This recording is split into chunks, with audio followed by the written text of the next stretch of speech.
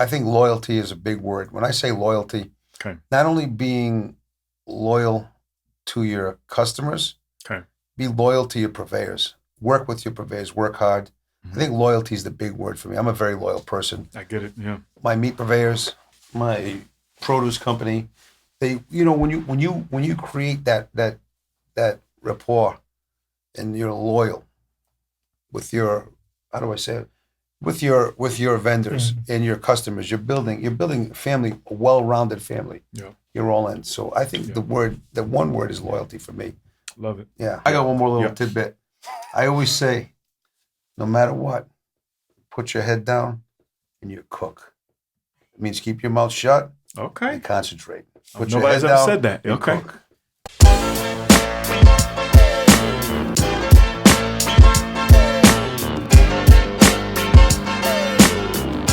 Welcome to Vegas Circle Podcast with your hosts, Paki and Chris. We are people who are passionate about business, success, and culture, and this is our platform to showcase the people in our city who make it happen. On today's podcast, we're going to be discussing building a successful steakhouse restaurant with the owners of Make It Happen Hospitality. We got Mr. Yassine. We also have Chef Barry and also Marco. And welcome to the Circle, fellas, man. Glad to have you guys, man. We're finally here. Man, I gotta say, I'm glad you said that. I've been wanting to have you guys on for a long time, man. You guys are honestly class A. Like I was telling Yassine on the phone. I remember you guys back, in the 9 steak days and obviously Scotch 80 Prime. And then now you guys got this beautiful restaurant you guys got downtown in Circa. But first, I just want to say, we applaud you guys, man. You guys have got, honestly, when it comes to customer service, when it comes to business, when it comes to class, you guys have got that. Thank you. Thank you. We've had multiple guests that have came on. And when we asked them, like Mark, when we were talking about earlier, we'll say, hey, what's your favorite restaurant in Vegas? You have Jay Sean, you got Joey Hamilton, and just multiple people over the years that have said, Barry's Downtown Prime is the best. So appreciate you guys, man. Thank you. So first I want to kind of start off with the confidence. So what gave you guys the confidence to open your doors in the middle of the pandemic, right? Because you guys opened, I think, Q4 of 2020 was when you guys actually opened. So walk me through that. What made you guys decide to kind of throw the dice and jump into Circa and open there during that time? I think at that time it was already too late to do anything else because we were already deep into the agreement to where we were going to open this restaurant inside Circa. Got it. And the beginning of the pandemic, if you remember, December of 2019, I think is when we started hearing things about. We sure did. In China. And the first few cases in Seattle on the West Coast in beginning 2020. But beginning 2020 is when we announced the opening of the restaurant. January 2020, Circa did a big media event, and we were there, and we presented the restaurant. That's right. Okay. And then February goes by, and March goes by. Everyone's getting nervous. And next thing you know, April is when casinos started shutting down. April and May. And then you guys got pushed, is basically. Not really. So what happened was at this point, as entrepreneurs and potentially having our first restaurant, we were in a position where we're like, there's nothing we can really do. We've got to play the game and hope for the best. And we get a call. I remember this day like it was yesterday. We get a call. It started by a text by Derek Stevens' guys, David, and he said, "You guys have a minute for a call this afternoon." And we literally thought that was the call of, "Hey, everything's going to get pushed back because Vegas is shut down." Yeah. But it was actually a call to see if we'd be prepared to open 2 months earlier, in October as opposed to December. Oh wow! Oh, so we were like, "Say less," like 100%. We're over here. I think I remember the PR, right? The news and everything. Wrote a write up on you guys. I remember that. Okay. So in terms of us, the possibility of overthinking, of maybe changing the date or anything, that was out of the question, which was good because we were in. It was all in at that point. Okay. And to take a step back, like how long is that process, right? You open up a restaurant like Bears. There's it's a lot to go into it. I'm assuming decor, menu, funding, the whole nine. When do you start that process at the beginning, and what does that timeline look like from the beginning to the point of them ask you to move up a little bit earlier? Yeah. I mean, we were going it started off with 12-hour days and ended up going 14-hour days, 16-hour days, and 18-hour days. We were going home and literally passing out. I mean, the days just got longer and longer and longer because we were asked to open earlier, so it shrunk all everybody's time. Yeah, that's unreal. So, kind of going back, so how did you guys decide that you wanted to or how did you guys choose Circa as your location? Were you guys looking around at different places off the strip, or you guys knew hey, this has got to be downtown? This is the whole the whole setup of your guys' brand. No, we didn't. We left Scotch 80 Okay. We didn't know what we were doing. We just Okay. we were done, right? Okay. And we said we got to do something. We opened up 980 Consulting, and okay. we put it out there. On next thing you know, the very next morning, we're getting calls from L.A. What was it? One hotel. One hotel, and then somebody called us down in St. Martin, Roxy Beach, and we started that up, and we did that for 7 or 8 months, not knowing we were going to get involved with Circa. Okay. And then they came at us. They were looking for restaurant operators, and we got together and put it together. Yeah. It like happened overnight. It all happened in the blink of an eye. It happened so fast, right? And to answer your question in terms of the hard part of it was probably done before we even knew each other, because we all knew individually that one day we were going to operate our own restaurant. That was always the goal, right? So in terms of now, it was just crunch time in terms of let's get these ideas down on paper, let's get the vision down into a business plan, and then let's start executing on that critical path timeline that we had to build, right? So you could have said, you know, I'm not saying this in any other way, but if you could have said, hey, you have 2 months to open a restaurant, and we would have gotten it done in 2 months, except for the fact that it was COVID, and of course the curveball everyone was hitting was all shipping and ordering, and everything is shut down in Europe. Delayed. Yeah, but besides that, it was just the conceptualizing of the concept was already there. It was in our minds and in our hearts. So we just had to sit down on paper and on a computer and say, okay, this is how we want it. And then we needed the people that were going to bring that vision to life, the architects and the designers and all that. it was easy because the front of the house, I say the front of the house that we have here now is something when I was at 9 for 17, 18, 19 years with Scotch 80. Yeah. And this restaurant, Barry's, has something of everything we always wanted that we never had.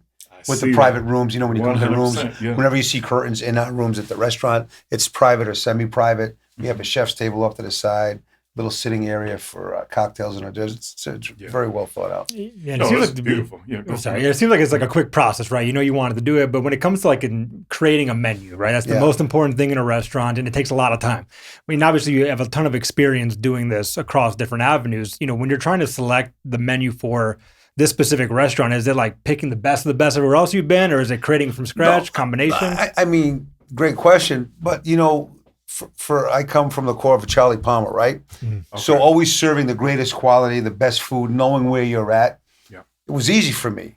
The hardest part was the wine program, because we're downtown. We didn't know what we were going to get into, right? I mean, it was the hardest part. We think we started with a budget for $125,000, $200K, and we opened with spending about $125,000. We had maybe a $200,000, but we didn't want to spend that because we didn't know where we were at. Being downtown, that would have been the risk. Like, to answer your question earlier, but how far were you in? It's like once you buy that, you have that inventory. I mean, worst case scenario, the business doesn't take off. You're sitting on X amount of dollars in inventory. That's really what your asset is before a restaurant opens. Sure. So you want to minimize that. And the wine list was the toughest, because you're like, all right, do we start with 80, 90 grand, which gives you a smaller list? Or do we go, do we come out with a freaking $400,000 or $500,000 list right off the bat? So I think we made the right decision, right? We started around 125 and built up. And now it's crazy. It was the middle of COVID. It was October 28th, 2020. So no one knew exactly what was going to happen. Are we going to shut down again? Are we not going to shut down again? That was the scary part. Yeah. It was very. No one knew what was happening. Yeah. And the majority of the people that we have on our staff is people we've all worked with for like 15, 16, 17 years. So we were like, we want to be able to take care of them if we shut down again, because no one knew what was going on. So awesome. Like Barry was saying, like, let's save this money here in case we need to like shut down and take care of our guys. Yeah. That was the scariest part. Is nobody, it was the unknown of everything. So it's just a wild situation. I was very curious with you guys. How much did this cost? Because you guys have got a very awesome restaurant, man. To be able to let's just say it costs. Give us a ballpark. It costs a lot, but it's well worth it. At the end of the day, you can cut no corners, and I'm not just saying that. No, it's very, very nice. Yeah. Designing the kitchen, designing the restaurant with Punch, it was. The parquet floors, the marble, the stonework, the woodwork, right? I mean, it's unbelievable. It's really, really nice. Yeah. The brass finishing. Get it finished, and you're like, man, we did something great here. Like, this is a really. We will say that in terms of the architects that designed it, were carved out from the rest of the hotel, and they were given carte blanche from Derek Stevens and the team, because that was one of the things we talked about at the table. We're like, look, we want to do the steakhouse, but we want our guys to design it. Main reason is that they were all previous restaurant people, so they understood it.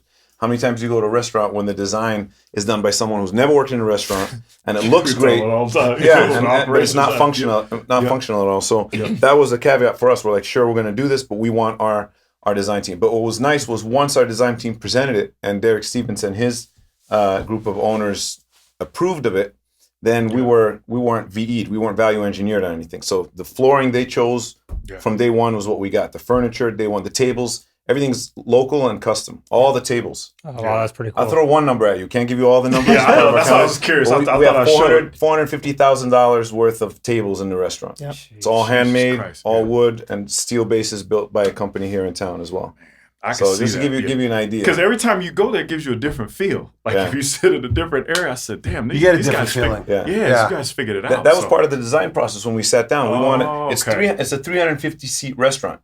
Anywhere in town, you go see 350 seats. Yeah, 350 seats. Anywhere else you go see a 350 seat restaurant, it looks like a big open market. Yeah. We wanted it to be a 350 seat restaurant. Intimate. Yeah, it's very intimate. Keep it sexy and intimate. We would go when they were designing the restaurant. We would go. They would bring chairs and do a mock service. We would sit in the chairs. Remember, we'd sit in the booths, feel the backing, and feel the way it was. It was pretty cool. It was. I mean, I opened up Oriole. Opened up Charlie Palmer Steak. We did Night Steakhouse. We did Nove.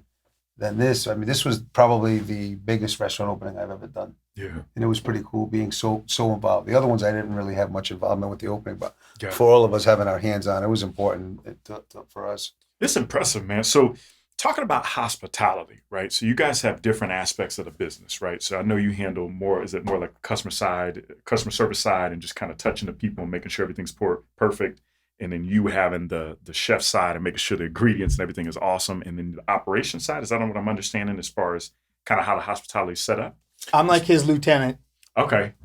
You know what I mean? Okay. When I take a second seat, he runs it from front of house perspective. Okay. He runs it. I'm like his lieutenant, right underneath. Okay. So. How do you guys what's your perspective of what's awesome hospitality in your guys' words? What would you share for our audience and what that would be? To say it in one sentence, I mean, hospitality is coming into the restaurant feeling that you're at home and not ever having to ask for anything because the people taking care of you already know what you want. And that's what we do. I mean, if you look, awesome. I mean, right now our phones are on silent, and whenever that happens, that's the most nerve-wracking 30 minutes for us. We never commit. And when we commit to stuff, we're going to Chicago, us three, for the restaurant show in a couple of days. Yeah. Usually we split these kind of trips up. Either Marco stays or I'm in the restaurant. Even our days off, we coordinate to where there's always one of us in there. Yeah. Got it. Because with the team that's there, we're the face of the restaurant. And, things happen last minute. So-and-so's coming in, we get a text. Our system's set up, our staff is trained to update the chit. So if you were to come in, you don't call us for a reservation, we have it as such that way when you give the hostess your reservation, your phone number, and it's in there's a profile attached to you. So we know what you had last time, we know what you like, super cool. We know when your birthday is, et cetera, et cetera. So we micromanage that. If there's anything we micromanage in there, it's that back office system in order to create a hospitality experience. Oh, I love it. You guys just figured out, that makes a lot of sense. So you actually know to be able to do this. That's awesome. I know you're going to say something. Yeah, in an industry like the restaurant industry, where there's a lot of turnover. I know you said you had really good opportunities of building your team, keeping them with you for a long time, but what is that training program like to be able to, in such a high, fast-paced, high-end environment, like training your servers to feel the same way as you do, or your restaurant team, or your chefs, or your cooks in your kitchen? How do you establish those procedures? I mean, we have a really tight culture, and our guys don't want to let us down, just like none of us want to let them down. Mm-hmm. So they don't want to let us down. So in turn, if you look at the captains and then the back waiters look at what the captains are doing. They don't want to let them down. And they're like, look, I need you to step up and do this because that's what's expected of you. Yeah. So it's a culture of everyone wants to work together and work hard for each other rather than individuals doing their own thing. Mm-hmm. The most important thing is that they want to work for us. Mm-hmm. Like when we were opening the restaurant, right? Man, we didn't even have to we didn't put any ads in the paper, any bulletins out there. Zero. I'm just saying that as an inside joke. Yeah. I mean, we hired a lot of people that work with us in the past. Whether I have had cooks come from out of the country to come back and work with us in the kitchen, right? Which I thought was pretty cool. All of the food servers that are in the kitchen, the back food runners, they are the original food runners from Nine Steakhouse from when I opened, maybe 19 years ago. Oh, so these guys were wow. young little whippersnappers when they were working for me, and that's the loyalty. But you know how to treat people, right? You have to treat people like family. Yeah. You yell once in a while, you get mad, but you don't hold grudges, and you just move on. Yeah. But it's just the way we've always done everything. I mean, we're good to our workers. We're good. You're good to your customers too, because you probably don't remember this. I remember Too Short was in your restaurant one time. All right. And I grabbed you and said, "Hey, can you introduce me to Too Short?" You brought him to the table. Maybe I did. I probably don't remember. You meet a lot of people, yeah. but you guys have a lot of people there. But that's a strong statement. That's awesome. Yeah. Yeah. The challenges of the restaurant industry, right? It's very hard to be able to diagnose ROI, everything that's just all chaotic, right? So how do you guys like adapt and kind of keep the stress with the business of the restaurant business, if that makes sense? Because I know it's a lot to it. There's so many layers to it. There's no balance, perfect formula, and there's no secret formula. Yeah, there's no. I'm glad you said Day that. starts early. You know, there's always like some people are like, oh, we split this, and this person does that. We're all three involved in all facets of it. Sure. The operational side starts the minute you open your eyes in the morning, and then the hospitality side starts the minute the first guests reach out to you, and internal or external. We call our employees our internal guests. So that starts at 7, 8 in the morning. I have a problem with my mom. I can't make it in tonight. I have a problem with this. I can't make it in. And you're juggling all that. So there's no secret to success. There's no formula. It's just it's a grind. You want to be in the restaurant business, it's a grind. I say this a couple of times. We had one bad apple, I would say, since we've opened that restaurant, someone who left. And I remember this stuck with me because I was wearing a suit. It was maybe our first New Year's Eve, and I was wearing a suit, and I treated myself this year as our first year open. I'm like, I'm going to spend a little extra on this suit for New Year's Eve. And this young man saw the suit and he goes, "Man, must be nice."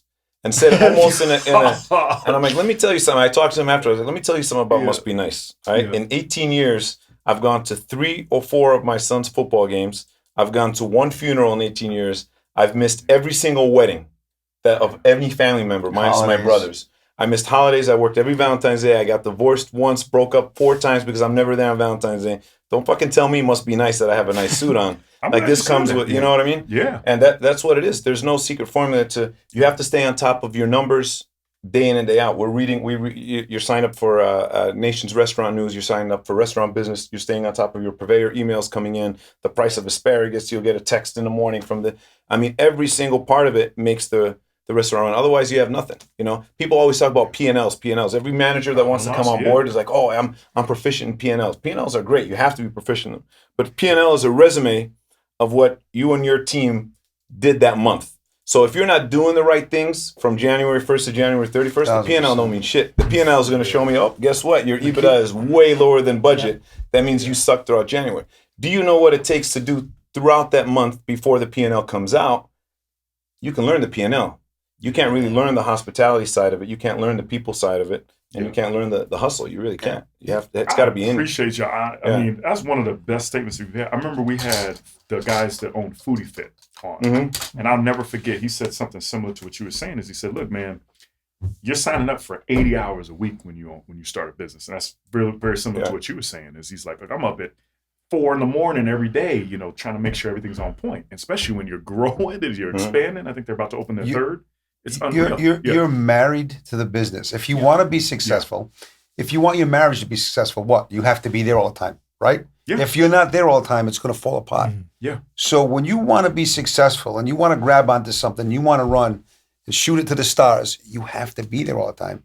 If you're not there all the time, you're not involved, it's going to fall apart. Yeah. Just like marriage. You're married, if you're married, that's your second wife. That's true. Maybe you're first, because I've got divorced because of the business. Yeah. We all learn. I mean, we're all, but you live and learn and you move on. We're still doing it. No, it's no joke, man. But I'm glad you were saying that about the P&Ls. Does a lot of your team understand that? They understand, like, you can't throw everything away, or you can't, like, how do you guys have those places, those the way we did it is I've learned this working for some of the big companies like Let Us Entertain You Restaurants, who's great with it. Sure. Four Seasons, Ritz-Carlton Group.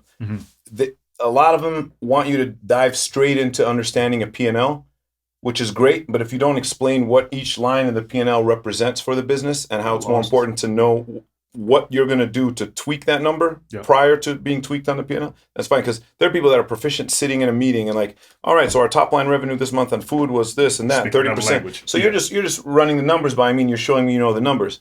What is it going to take for you to increase this number? What is it going to take for you to increase or decrease your cost of goods sold? What's it going to take to decrease the amount of overtime? Yeah. Then you can talk P&L. So people that come into the business, this whole thing of even hotel school, we always talk about it, like students that come out of hotel school. I did hotel school, but I'm like, man, going back at it, I would make it mandatory for people to work in management for a few years before going to get a hotel degree, because otherwise you're throwing your money away. Because you're not understanding the ins and outs of the business before, you're like, I have a degree from Cornell. I'm like, yeah, but you never ran a restaurant. I'm going to say this because we'll put it out. Yeah. We just had... The Vegas Circle podcast is brought to you by RAC Financial. They help new and established businesses with simple, secure, and reliable payment processing. RAC's credit card merchant processing services are unmatched. Visit racfinancial.com today and mention Vegas Circle podcast. Interview with one of the owners of McDonald's. He started at the bottom. Franchise. He owns like 17 franchises. But what's interesting, he said that. He said, I had to work, do everything because I needed to know exactly what they were doing. Like, I know how long it takes to do this all the way to this. 100%. There's no way around it. There's no way around it. So it's a lot of these kids, they're in culinary school, right? Johnson & Wales, CIA. I mean, if you live some of these schools are $60,000-$65,000 a year, right? Yeah. How many people are actually going to be at the level? We're blessed. I mean, Christ has blessed me truthfully, right? Yeah. How many people are going to get to that level? It's so hard. Sometimes, like, I don't know, don't shoot me for saying this, but sometimes I say, if you're going to spend $65,000, $70,000 a year in culinary school and you want to be a chef, man, you should try and work it for a year first, then go to school. Take that 1 year off and try, because so many people they drop out of the field. Am I right or am I wrong? Yeah. I mean, imagine spending $250,000 in your 4 years, and I don't want to be a chef anymore. I don't want to be in restaurant hospitality business. It's a tough thing. Get your hands in there. Get wet. Get dirty. I started from the bottom. 9 years old. I was in my uncle's restaurant, scrubbing the baseboards of chairs in the restaurants.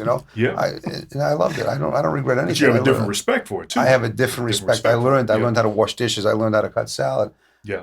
I did everything, man. I was you got to work hard, man. You got to work hard to be number one.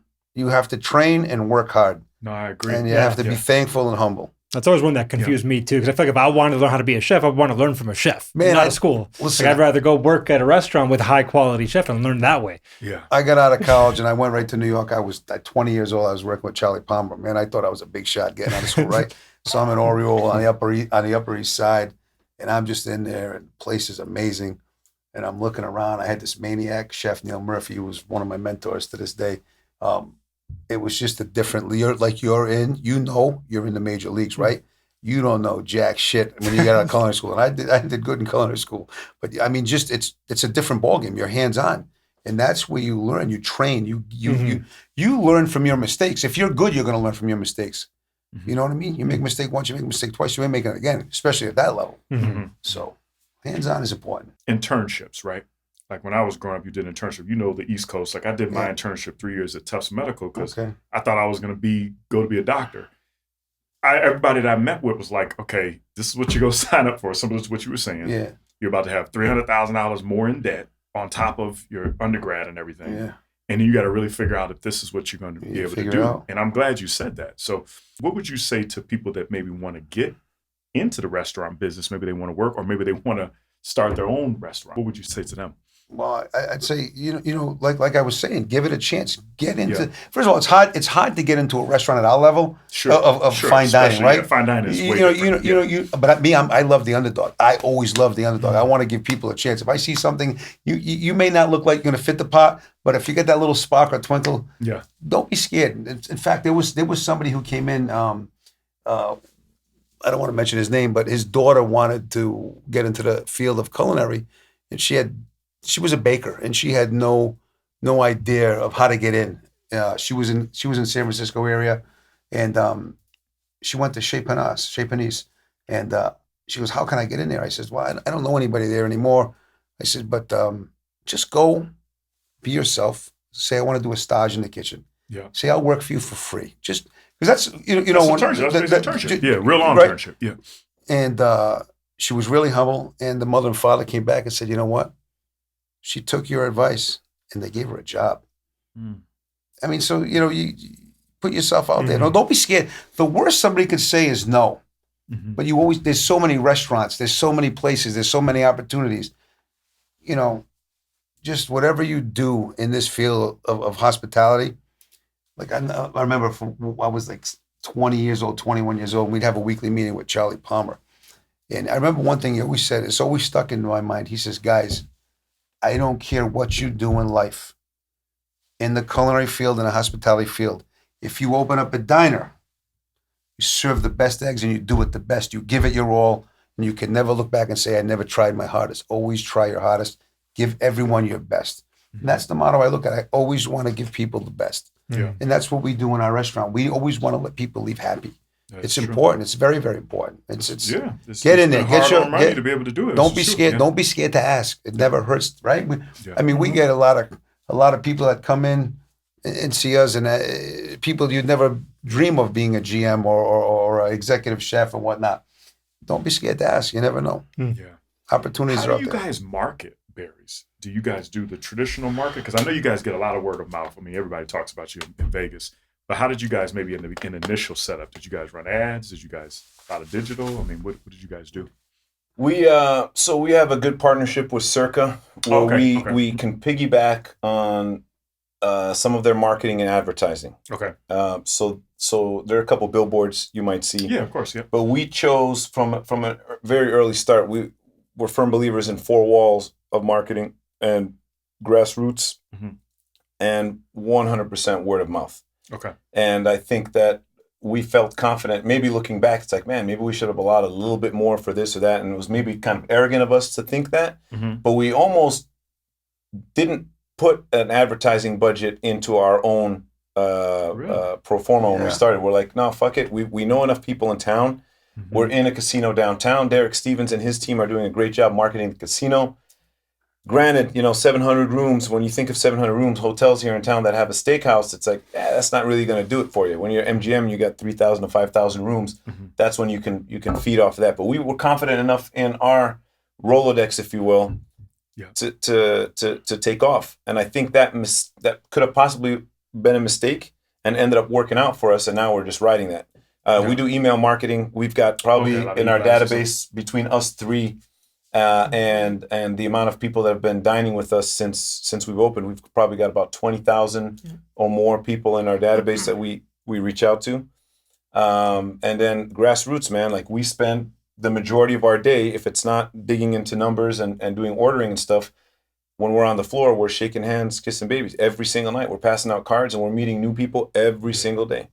Every day. And then they're sending more people in. And we have what we call enhancements. These are things that the guys at Nine, when I joined them, had in place, but you take care of people when they come in, send them a little something, give them a kitchen tour, make everyone feel special. It sounds cliche. Everyone's like, oh, at our restaurant, everyone's a VIP. You actually do it. Yeah, come to Barry's and we do that part right. Yeah. And that's really the basis of how we've been building our business. It's word of mouth and reputation. Well, I have to agree. I think that's probably the number one steakhouse I hear about personally amongst my group of people. Everybody always talks about Barry's, and I feel it. And I never seen an advertisement. Yeah. Like I had to go there to go down to there just to see where it was because I heard about it so much from everybody and didn't know what it was for the longest time. I'll give you guys an example. It's not just because Barry's here and we want to give away Barry's secrets or anything, but Barry has this natural way since he's been at Nine of connecting and relating to celebrities and athletes that come in, and he's just a genuine guy. He's a genuine chef, right? I'm not saying other chefs aren't genuine. I'm not saying they're not good, but no one does it the way he does. It's just a natural. Maybe it's the East Coast thing. Maybe it's Rhode Island. East Coast. I don't know what the hell it is. I agree. They connect, and then they exchange phone numbers. And then Barry doesn't do it to build business. He does it because he's sitting down. I'm like, who the fuck are you texting? We're going through this P&L. He's like, oh no, Kawhi Leonard just hit me up, and he's coming to town. And he just talks to the celebrities like that, like they're friends, which they are. And then they, of course, send business to him and to the restaurant. And we just, so we... You guys are like the Hollywood of Vegas. I'm just going to say that. That's literally what you guys' restaurant is like. It's that good, and you never know. And you know why? And I'm going to tell you this from my own experience. It's because you make them feel like you're at your kitchen. And that's very hard to do. Yeah. Like that's very hard to do. Yeah. Especially in that awesome. environment, like to feel comfortable in a high-end environment. Usually it's one or the other. Like they try to, it feels like you want to put you out so different where like you're lucky to be there, but it's almost like you get the best of both worlds. Yeah. Like I think that's very impactful. We try to treat the locals and we try to treat everybody the same. Really, really do. I mean, that's it's hard. It's very hard to do though, man. Yeah. In the restaurant business because they close nonstop. I mean, you guys have been here for a long time. Nine was the man. I'm going to tell you right now. Energy was crazy in there. Yeah. You could. The statement often imitated, never duplicated is 100%. I don't care who you are, where you are. You will never see another 9 group. If you show me where that 9 group is, because I want to commend them. The way that George Maloof and the family put that whole project together with Michael Martin and Scott DeGraff. I mean, it was spectacular. 9 Steakhouse, Rain, Ghost Bar. That whole freaking property was the Studio 54 of Las Vegas. Awesome. Yeah. 3 years. You seen what used to go on there. Yeah. I mean, you'd have presidents walking through there for dinner. It was that spectacular. Yeah. And I said to these guys, I said, I don't know if we're going to get a lot of celebrities coming in because COVID really did a number on the whole industry in Las Vegas and the world. And then they would say eventually it'll come. And we're going into 3 years now. We're starting to see a lot of people coming back, which is nice. We're starting to see a lot of old people. Like when we reopened Scotch 80, there was a lot of customers that would eat at 9 that never would come back to Scotch 80. Yep. I'm seeing customers that I hadn't seen from 9 Steakhouse that didn't eat Scotch 80 that now comes to Barry's again, which is pretty cool. Really? You know, Interesting. people I forgot about. It's like, hey man, what's that? I'm like, whoa, you know, it's pretty cool. Yeah. But what do you guys see what happened? Because you guys have been in Vegas for a while. What do you see like the future of Vegas this next probably like 5 to 10 years, especially being in the restaurant business? I mean, we've got Formula One coming here. We got the A's coming here. I mean, there's so many awesome things happening. What's kind of your guys' little picture window of? I mean, look, I'm from Montreal. Formula One was always a huge staple in Montreal. Yeah. Restaurants, nightclubs, everything. That weekend was and still is the premier weekend in Montreal. Like they have Gilles Villeneuve, the racetrack, where they race specifically, but the rest of the town, they close certain parts of the city off. And it's just like you don't drive in there. There's no cars. It's all people. They walk around. You can't get a seat at a restaurant. You cannot get a seat at a bar. Is absolutely slammed. For Las Vegas to have that for the next 10 years is unbelievable for the city. I seen every sporting event there is. Never seen Formula One. I'm excited. I mean, I'm like they make this is like I remember when I went to Long Beach with my mom and dad one year, and they were just breaking down like all the barriers and stuff. They said Formula One. I didn't know what the hell Formula One was, and he's telling me about it, and I'm doing a little research, and it's going to take the city over. I mean, it's freaking awesome. Yeah. And like you said, the A's are coming. Yeah, man, we get the A's, and when we get a basketball team, this city is going to be the hottest city in the country. I've been here excited. Since 2007, and what's that going on? 15 years now, and 16 years, and it's my favorite city. Just because when we were talking about before, Marco, before you guys got here, it's like everybody knows everybody behind the scenes. Yeah. As long as you treat people the right way. Yeah. They will take care of you. Yeah. You know, it's I never thought we would get hockey. Did you ever think Vegas would have a hockey team? Probably the third thing I would have thought after football and basketball. I never went to a hockey game until here. You like never it? went to. I love it. You fall in love or what? But Vegas does it different though.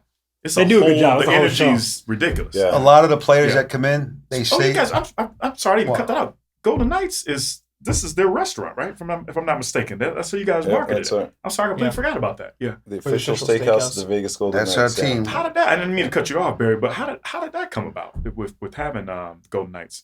It kind of happened organically, right? It kind of happened where Mike sat at the bar. Yeah. Okay. There was someone with the Golden Knights organization that came in to have dinner, and then he was coming in a few times a week and entertaining people. Okay. And then we were just having a conversation at the table. He's from Canada as well, right? Yeah. You're from Montreal. From Marcus. Is he Montreal? BC. Oh, okay, British Columbia. We were just having a conversation with him, and he said, you know what? We said something along the lines, Barry may have said, or Marco may have said something like, man, this has become your official steakhouse. He goes, you know what? We should make this the official steakhouse. And then, obviously, the numbers started being associated with the idea, but we thought it was, they thought it was something organic. They wanted to be associated with something at our level. For us, it was a huge compliment because we had just opened. So for a big sports organization to even consider us was huge. Yeah. So we worked out a couple of things. That's really cool. It was cool. Yeah, and I apologize. I cut you off earlier, but anything you...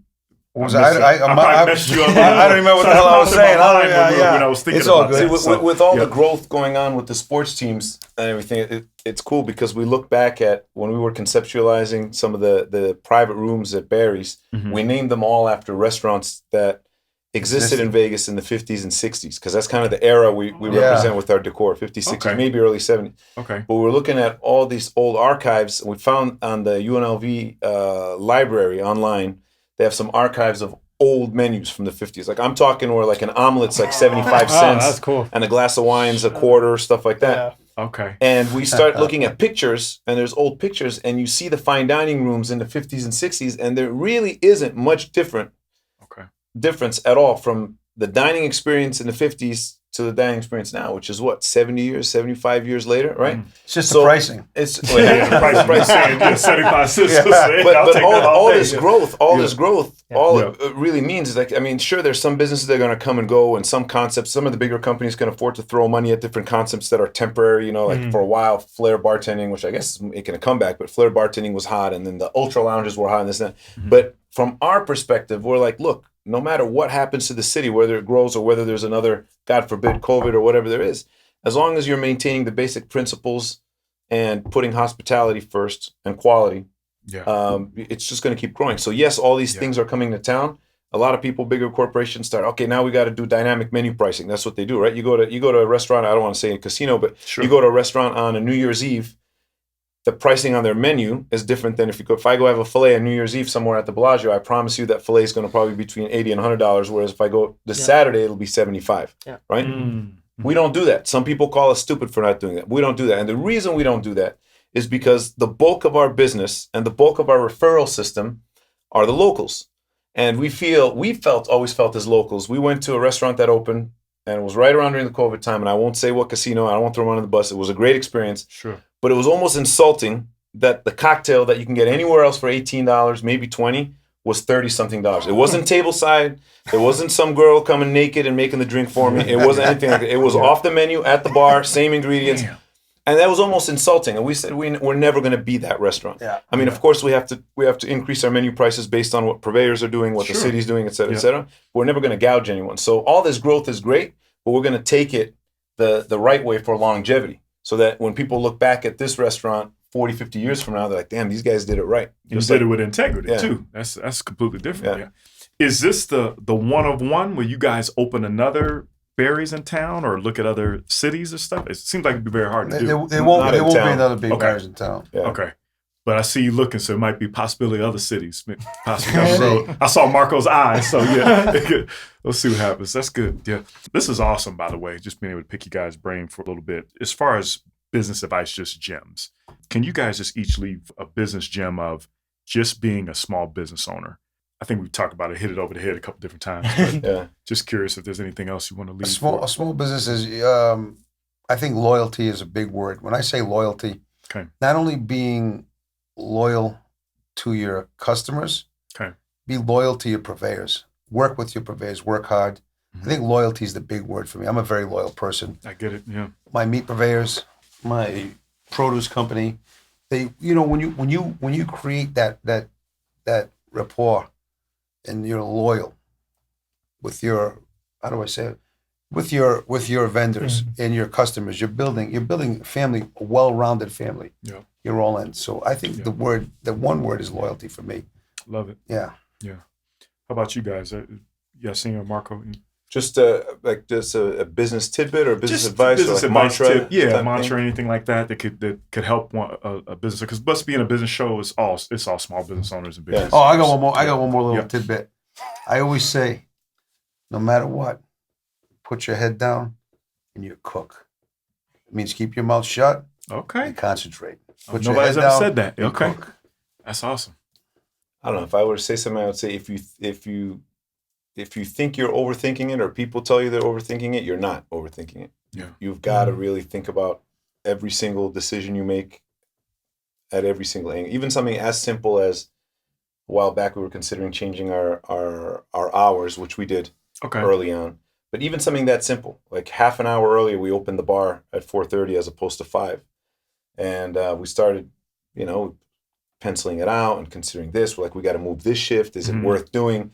And we overthought it and sat on it for maybe 4 or 5 months, but it ended up being a really, really, really good decision from a bar revenue standpoint, from a hospitality standpoint more than anything, because our doors are closed. You come down the escalator. If your reservation's at 5, we noticed that downtown, we have a lot of early diners. So when you come down the escalators to Barry's, people are very punctual downtown. The strip's a little different. Yeah. Downtown people, Midwest people, they're here. They have a 5 o'clock reservation. They're standing outside at 4:45. So we're like, look, from a hospitality perspective, we can't put couches out here. It's against our contract. Well, let's open the doors and let's allow them to come to the lounge and have a drink. Beautiful. So if you think you're overthinking something, you're not. You need to overthink every freaking aspect of the business. That paralysis and analysis types. Yeah, excellent. Yeah. How about you, Marco? I'd say, take care of your people. Your people take care of you. Yeah. Meaning we take care of our team, not just in the restaurant, but outside the restaurant, like personal lives as well. Our team knows we care about them, not just inside the 4 walls. They know we care about them outside the 4 walls. Yeah. And that translates. They will go and work even harder because they know you're working hard for them because you care about them. Yeah. You guys dropping some gems, man. I hate to even ask you guys this question because we always ask all Shoot all it our out there. guests, We're here. Let's ask what's now. their favorite restaurant in Vegas? Don't give us your competitor, but what's your favorite restaurant in Vegas? Yeah. I'd love to know. Yeah. Man, I got a handful. But I'll throw it at you right away. China Poblano. Which one? China Oh, I Poblano. was supposed to go this week. I should have went. Which one is that one? I go there. It's Whenever the I have Cosmo, an opportunity, right? it's at the Yeah. Oh, Cosmo. Cosmo? Jose Yeah, we were just Andres. at Cosmo yesterday. Okay. It's Jose Andres restaurant. Yeah, Okay, I was literally supposed to go this Chinese weekend. menu, Didn't go. And Okay. Mexican menu, Okay. off the charts. Yeah. Great All right. cocktails. Awesome. Okay. Shout out to them. Yeah. I'm a Lotus of Siam guy. Sam's good. Lotus awesome. of Siam, and I'm a good pie guy. I love the good pie. Okay. We were just talking about Lotus of Siam, obviously the new one at Red Rock, but I definitely like the old one too. You're a Hole in the flamingo Wall. guy, yeah. Yeah, I like that love one. flamingo. I love that one. Yeah. Yeah. Or was it the Sahara? No, the Sahara. Oh, That was Sahara, Koreatown, right? That was the Yes, original. that was the one I liked. But that's what happened. Fire? Something. Like No, a- I think Yeah. I think the ceiling collapsed. Yeah, it was pretty bad. Something The food was crazy. bomb though. The food off was the bomb, chart. but yeah, the ceiling was jacked up. But flamingo's still good. I love flamingo. Shout out Get to that all crispy of them. rice. How about you, Marco? Any? I think EDO is absolutely EDO's fucking good. Shoot, great. EDO. Okay. That's Yeah. I didn't think EDO's about that. great. EDO's real I good. have to agree with you. We had Speakeasy Candle come on, the owners of that, and they talked about the EDO as Anima. Anima. I'm sorry. Great, I said that. yeah. Very good. Very Phenomenal good. restaurant Yeah, Gramercy. also. Yeah, very good. Yeah. So I What's agree your with you. favorite restaurant? I got too many. Your guys, and I'm not just saying this because you guys are here. I told you I seen this Yeah. over the phone. I'm saying this. Yeah. Your restaurant is one of my top, Thank you. but I like a lot, man. We're foodies, man. Yeah. So we go everywhere, man. I like Tatura Nakamura, which is very different in Spring Mountain. with the Italian Sure. kind of Japanese. It's just different, kind of fusion, kind of setup. I like Calabash, African spot, Yeah. very good food. I like a lot of the hole in wall spots, and then when we like to splurge, we'll go to the fine dining like you guys. So. How about the Sweets Raku? Raku's really But good. my kids I think it's absolutely my favorite dessert love spot that in town. You've been there yeah. or no? Yeah, Love it. That's yeah. great. Dangerous. What So, dangerous? Give me yeah, one of it's everything. dangerous. Yeah, so, yeah, you're right. One of 100%. everything. So, what else is up for you guys for 2023, and then coming down the road? What else you guys focus on? We've got 14,000 square feet of space in that restaurant, including back and front. And I think that 14,000 square yeah, foot? 14,000. I thought it was bigger, wasn't it? No, Kitchen was it takes 14? about 6 of it. No, it's Is close it? to 15, 15. yeah. Yeah.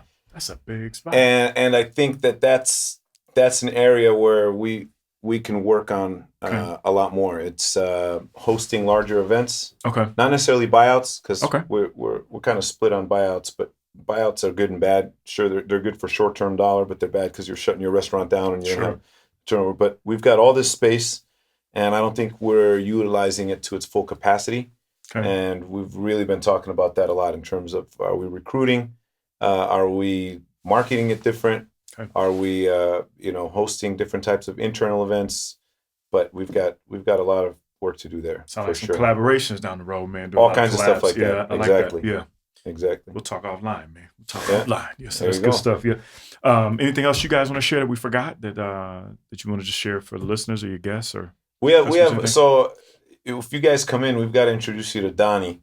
Okay. Because our Make It Happen Hospitality, it's That's comprised of four Okay. of us. But Donnie's the only one who's not in the restaurant business. Okay. And actually, Donnie, just to give him a shout out, is a person who used to come to eat at 9 Steakhouse and sit in Marco's section when Marco was a waiter. at 9. Oh, So this is that part of the relationship thing that, you know. That's beautiful. So for 15 to 20 years, Marco's been taking care of Donnie, and then now we're in business together at the restaurant. So it's just how things happen. So shout out to Donnie because he's not here and he's out of Wisconsin. Comes to Vegas, man, Midwest, maybe Midwest once guy? or I already twice like a month. because you're a Midwest guy. Yeah. So okay. I think he's But- he's having cow babies right now, isn't he? Isn't the cows having babies? No, he's got a lot of cattle. I don't know if he's having cattle. He said he was having cow. I was looking at him. So Donnie gonna put hands on you, man. When you see him.